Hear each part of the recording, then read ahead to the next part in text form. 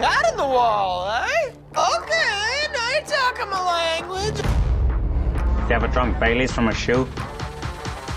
Oh, great. Thanks, Mother, for replacing the baby aspirin with LSD. How much you want to make a bet I can throw a football over the mountain? It's the beginning of the end of Saban.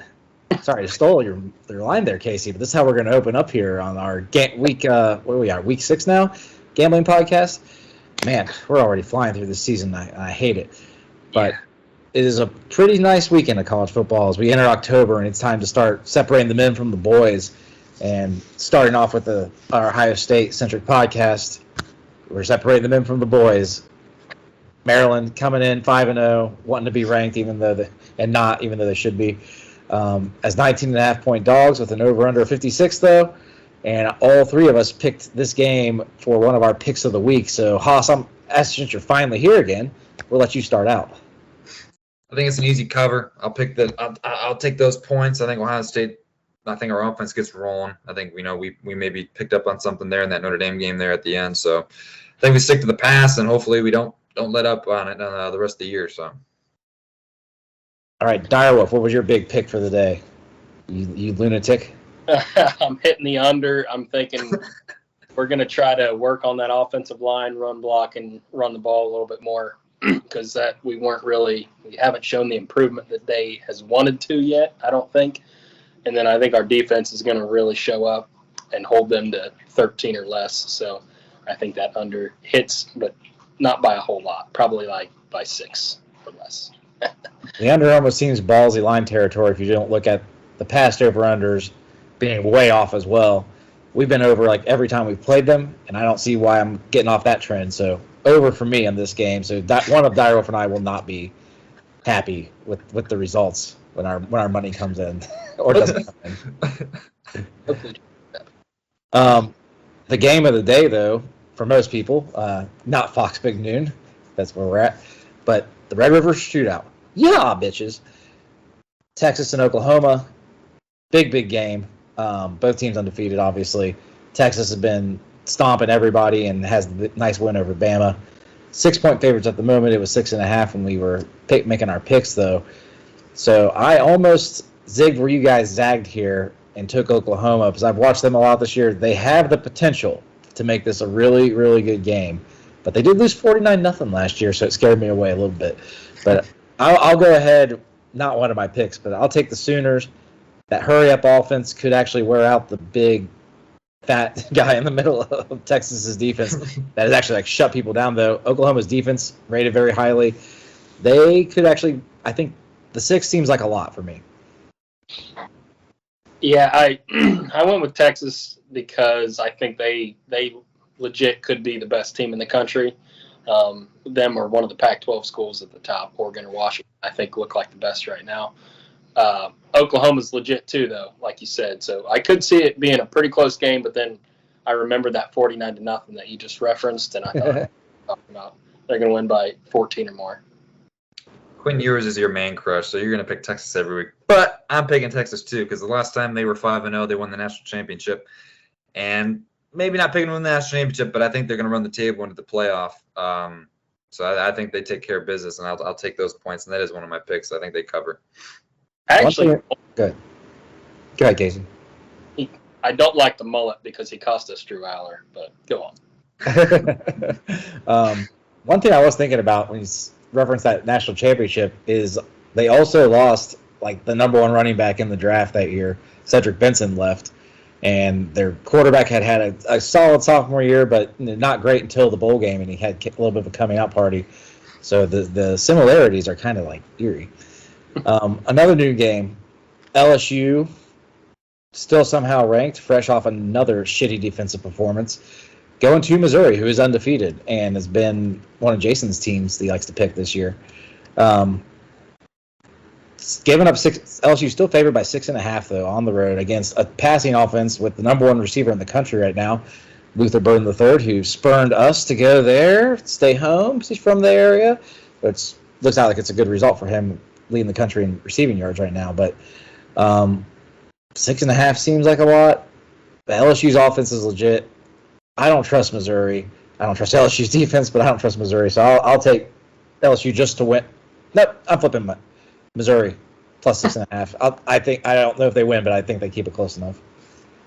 That's one of my picks. I'm picking LSU. I think they cover the 6.5. Missouri's given up a lot of points. They haven't played great offenses, but they've given up a lot of points. Their quarterback has set the record for the most, straight pass without an interception. But I think LSU's coming in off of a huge shootout, and I think they just keep going with the offense. And I don't think Missouri can keep up. And I just think LSU ends up pulling away at the end. And they've got LSU's got the more talent. Defense stinks, but I think they can pull away from Missouri. Yeah, I'd go with LSU. The bold statement here, though, is Missouri loses and gets ranked next week because they're in the SEC. They're already ranked. Yeah, they're already ranked. Get out of here. Maryland's Maryland's going to lose, and they're going to be ranked because they're going to hit the under. They're going to hold us to 15 points, and then they're going to be ranked. Well, they move up in the rankings after a loss. That could happen. Gross. All right, 3:30 games, though. Moving on. Bama. Starting to look like the Bama that we expected to see this year. Traveling to Texas A&M, though. So Jimbo versus Saban. Always a juicy matchup. Always two coaches that don't mind taking shots at each other in the media, too. And I love every second of it. I love a good coach versus coach rivalry, right, Lou Holtz? But scary line here. Oh, Bama only -2.5. Could be ballsy pick territory because although A&M's looked decent besides their game against Miami this year where their defense couldn't stop anybody, but they do have statistically a top 10 defense still. I'll go ahead and say Jimbo pulls it off and pulls something out of his butt because I'm also not sure that Bama actually is back. Not quite yet. They fooled me earlier this year after their first game when Milroy might actually be good, and then no. This is another big game for him to try and prove everybody wrong, but I'll take A&M to at least cover. Maybe lose like 24-23. Yep, this was one of my picks. I had A&M. I think Alabama, that spread is just because they're Alabama. But the average better that just, watch their own team, doesn't really watch any other team, sees Alabama only 2.5 favorite against an unranked team, they're going to be all over that. So I got A&M in a really close win. It was one of my picks until I remember Jimbo Fish is the coach. But I do think Texas A&M wins this game. I think this will be like their third straight home game. And I think when you have a young team like that, it gets a lot of momentum. You can build some momentum at home, and they get comfortable, and they can kind of maybe build a rhythm here. And Bama's offense still isn't there. Their defense could be a low-scoring game, but I think A&M gets the win. Lou Holtz had us ranked high, and then on the bye week, he drops us 5 spots in his poll. He has us ranked 9, 1 spot ahead of Notre Dame. So get out of here, old senile man. Who could have seen that one coming? Yeah. Reminds me of Dabo. Yeah, and look how that worked out for Dabo. Yeah. Ranking us 11th. Yeah, I remember that. I remember it. Another big game this week that doesn't seem like it's getting that much talk, and it should be since they almost lost last week, but number 1 Georgia at home hosting Kentucky, also undefeated, and off a very nice win they had against Florida in Lexington last week. Now this game is another one I researched a lot, and so my pick is the under 48. It's a 14.5 point spread for Georgia. Georgia has not covered against Kentucky in the last 4 meetings. The spreads have all been high, but they have not covered. And the under has hit every time in the last 4 meetings. So I was trying to choose between which one, but the under has been way, way, way, way under in all 4 of those meetings. And both these defenses are good. Both teams want to run the ball because their passing games are not quite where they should be. And I think that leads to a low-scoring game. And I almost hit the under with Georgia last week, but Brock Bowers, you should have not gone all the way in the end zone. Could have put a Patrick Mahomes and taken it. Yes. Screwed over all the bettors. Do it. Yeah, I got Kentucky in this one. They looked real good last week, and Georgia not so much. They eked it out. I see kind of a similar game going on where Georgia's probably going to win, but it's going to be really close. I think single digits for sure. It's not one of my picks. I think Georgia covers. Their offense is very similar to ours. We're both struggling to run the ball. You've got some nice playmakers on the outside. Their quarterback seemed to pick up on some stuff there at the end in the Auburn game. Kind of just get the ball in the hands of my playmakers and let them run wild. So I don't think Kentucky can go into, if this game was at Lexington, other way around, but going into Georgia, 2-time defending champions, I think it's just too much hype, and they're gonna keep rolling. All right, moving to 7:30 and keeping the eye on the enemy. Scum continues to play just cupcake after cupcake, and they travel to Minnesota, who has been just a stink bomb for half the year, basically. And PJ Fleck's up there whining about his players getting stolen by NIL already. But we all three picked this game. It's actually, and the line has moved down in our favor. So only 19.5 now for the line. So, Haas, I'll let you start off this one. Who did we pick? We all went with the rival. They are looking against inferior competition like a national championship contender. And we all knew that going into the season, but they're really starting to pull away from, some of these weaker competition very early on in the games. They're starting to hit their stride earlier in the game. So I think they cover this easily. And Minnesota's just going downhill. That Northwestern game was that was brutal watching the end of that. So I think Michigan doesn't they don't have much difficulty here. Dyerwolf. The main reason I went with them is just their defense. I mean, you look at what they're giving up.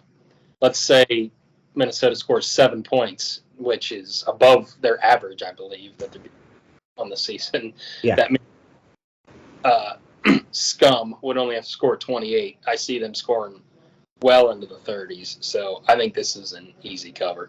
Yeah, they would have covered this every game, I do believe, so I don't see why they wouldn't now. Kind of a weird line, but so was last week's against Nebraska, and it was an easy cover. And I didn't follow you guys on it, and this time I am. They're not getting left in the dust. So yeah, Scum rolls easy because their defense is too good, and they're going to bash you to death with their running game if you don't have an offense that can keep up. Another 7:30 game. Notre Dame traveling to Louisville, and another ranked matchup. Notre Dame is on the murderer's row right now of their schedule, and they still have USC right after as well. Yep. 6.5 point favorites though, so very similar to last week.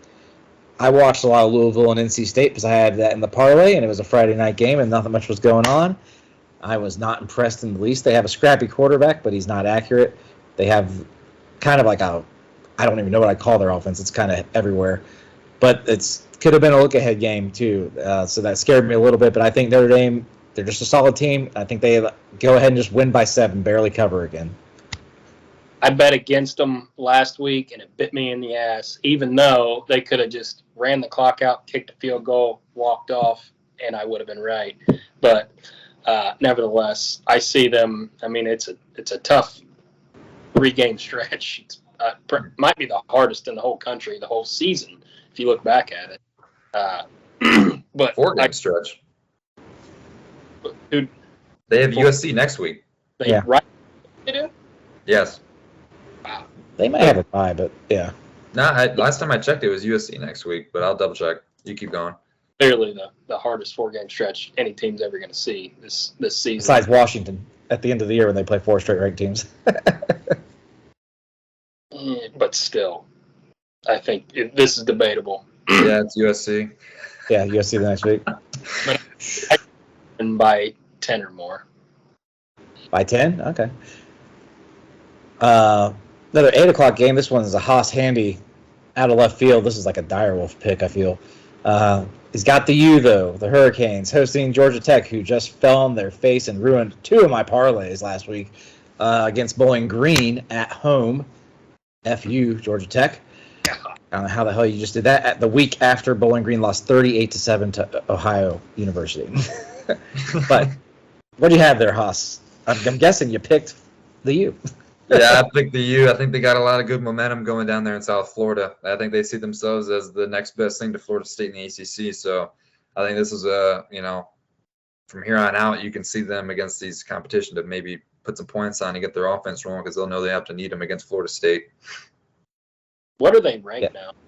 17th, I think. Something like that. It's a 20.5 point line. I like them to cover too, though. Their offense is really nice, and defense isn't great, but Georgia Tech's offense struggled against Bowling Green. So. I don't know much at all about Georgia Tech, but anytime I see a line like that, 20.5, it screams to bet on it. All right, now here's little Just Matt's junk for you guys. Fresno State traveling to Wyoming, and what actually should be a pretty good game. Yeah, it is. Yeah. Wyoming's only lost this year to Texas, and that game was 10-10 going into the fourth quarter. So no scrubs there. They ended up losing 31-10, but let's not talk about that. Let's talk about how good this game is and some of my research. So the line is 5.5 in favor of Fresno, who is on the road. That is the classic Vegas doesn't know line right there. That's such a weird line that it's usually they don't know what's going to happen, so they just throw one out there. But the over-under is 46.5. Do you know how many points Wyoming has scored in their last 4 meetings, which is they play every year with Fresno State? Casey, take a guess. Combined. I don't even. I'm guessing 46. 10 total. The last 2 years they've been shut out by Fresno State. But Fresno State exactly hasn't scored a ton against them, and Fresno State's defense is actually ranked pretty high this year. Yeah, they're 7th or 8th in the country. Yes. And Wyoming still struggling a little bit on offense, and all they do is run the ball, and Fresno State gives about 80 yards a game on the ground. I'm pounding the under for this one. They've hit the under the last 4 times. Fresno State owns Wyoming's offense for whatever reason. I don't see it changing so dramatically that suddenly this is like a game in the 20s. So I'm going to take Fresno State to, I don't care about the cover, under 46.5. You convinced me. Good research there. Good research. I'll go with you on that one. I just wanted to find a different game than you guys. You make it hard. And one other game we'll talk about, USC, I believe. Dyerwolf have this one? Oh, nobody has this one. Yeah, Dyerwolf has. USC versus Arizona. You picked an over-under in this one. 21.5-point spread like last week. SC's defense stinks to high heaven, though, and blew their 28-point lead that looked like it was going to be an easy cover and just could not and barely hung on for dear life just to win the damn game. But their offense still looks unstoppable for the most part. So over-under of 72 points, though, Dyerwolf. Yep, it was a scary number, but I hit the over. There's a couple of numbers to reference here. If you go with what Arizona's averaging and add it to what USC is averaging, it's like over 80. And then every game USC has played in this year, it would hit over 72 except for one. So I'm feeling good about this one. Arizona doesn't score a ton of points, but they never scored less than 24. So I'm thinking somewhere around 27 to 50, something like that. They did hold Washington's high-powered offense to 31 last week, though. So I think it's doable that they at least slow down maybe the game, if not SC. On the reverse of that game that kind of gave me more confidence because I think Washington's defense is legit, at least a lot more legit than USC's, and they scored 24 on them, something like that. I think there are peewee teams that have a more legit defense than USC. But I'm going to take Arizona to cover this one. 21.5 points they're getting. The half will give it to me. USC, they love these 21.5-point and 14.5-point lines this year, I swear. They love throwing in these hooks. But I'll take it because I think USC, they're like LSU. They are what they are on defense. They just suck. And it's going to be hard for them to, against legit teams to keep the spread held under. And last year, I mean, you call it last year, USC's defense was on a record pace with turnover, and you're like, it's going to be regrets, and they kept that up all year. The defense was just opportunistic, just getting takeaways. This year, they're not getting those takeaways, and their defensive line is still decent. It's just their back end of that defense has to get picked apart. So that's they're not getting those takeaways to kind of offset the balance of being bad. So it could go downhill real quick, like it almost did against Colorado. How in the hell has Alex Grinch held defensive coordinator position at Ohio State, Oklahoma, and USC, 3 freaking blue bloods, and had one kind of decent defense in all those years? That's a joke. What kind of decent defense there? Oklahoma had one a couple years ago.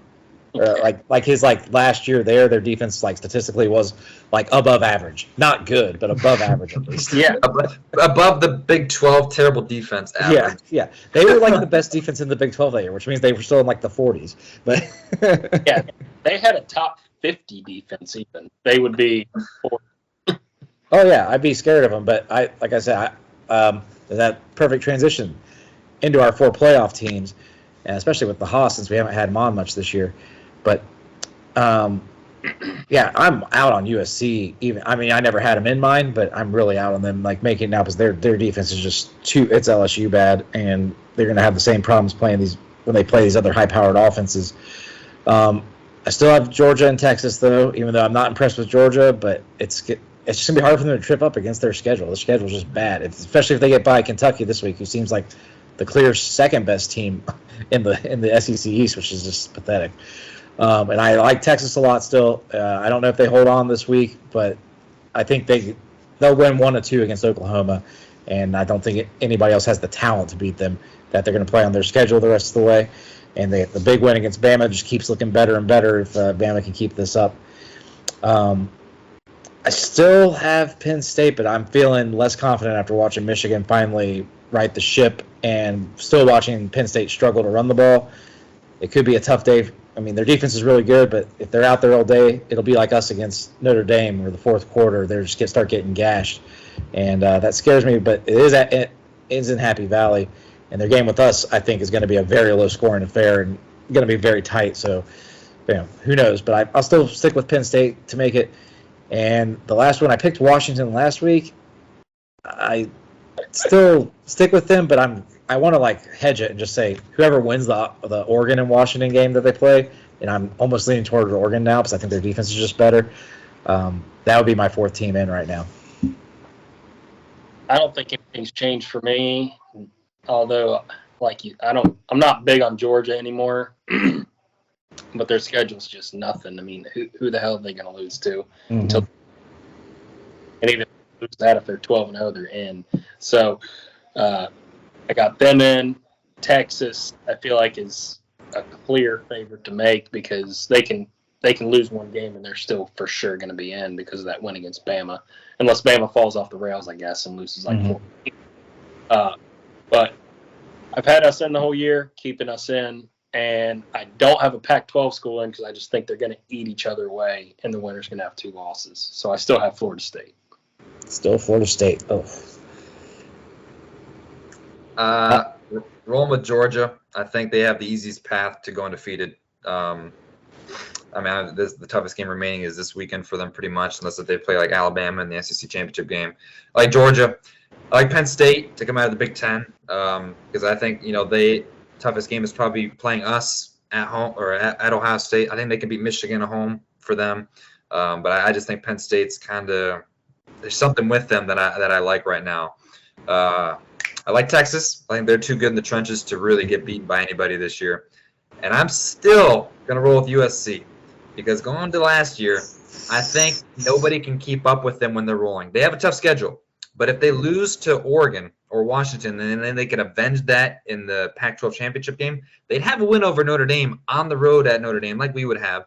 So it could offset one loss, and they could always avenge their one loss if it's to Washington or Oregon. And I don't think many teams can keep up with them, and maybe they can figure something out. So I'm going to roll with USC and the Heisman Trophy winner, Caleb Williams. You realize that Michael Penix Jr. is averaging 400 yards a game passing, right? And they're going to play them. Washington can hang with them. We'll see. Yeah. Well, if they're the 98th ranked defense in the country, I think the guy that's averaging 400 yards a game might throw for about 600. But love it. Love having both you guys on this week. Let's do it again a little more often. Stay awake, Haas. You don't even have a kid. You have no excuse. I'm getting ready. I gotta say, get my sleep now. All right. Enjoy the games this weekend. Like, comment, subscribe. Casey and I are, overall, I'm 14-10-1. Casey's 15-10. And since the Haas missed a week in Cancun, he did get himself back to 500 last week though, and is at 10-10. So you're not doing bad if you're just following what we're doing. Tail us, and we will see you guys next time. Hey guys! Whoa, big gulps, huh? All right. Well, see you later. A rich man's world. I have turned the soul of this beautiful land, but the